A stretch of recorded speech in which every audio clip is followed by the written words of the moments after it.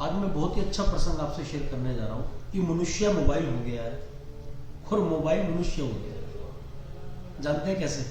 जब हम प्रातःकालीन सत्र में अपना ब्रह्म मुहूर्त में या उसके आसपास उठने का प्रयास करते हैं, उठ जाते हैं, उठने के बाद सबसे पहला काम हर व्यक्ति, जो छोटा हो या बड़ा, एक ही काम करता है, मोबाइल चार्ज में लगाता है। किसी दिन अचानक आपसे मोबाइल पूरा चार्ज ना हो पाया तो उसका परिणाम जानते हैं क्या होता है?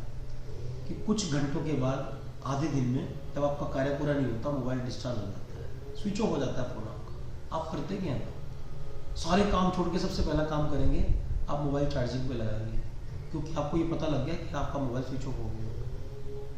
आप बात समझ होंगे मैं क्या बोलने जा रहा हूँ। अब इसका दूसरा पक्ष सोचिए। आप पूरा दिन काम करते हैं, एक एक पल काम करते हैं, रात को सोते हैं, सुबह उठते हैं, कभी चार्ज हुए आप? शारीरिक चार्ज हुए आप, मानसिक चार्ज हुए आप, आत्मिक चार्ज हुए आप?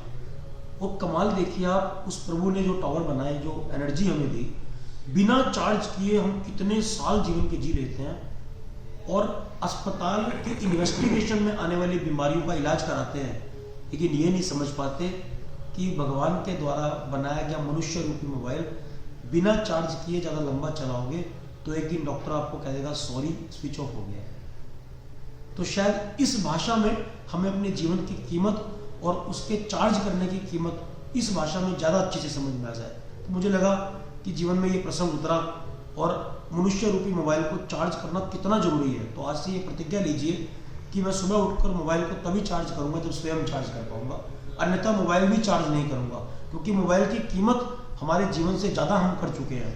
तो उसकी कीमत को पूरा करने के लिए अपनी कीमत अदा करोगे तो शायद ये मनुष्य जीवन लंबी और स्वस्थ आयु को प्राप्त कर पाएगा। सभी को नमस्कार।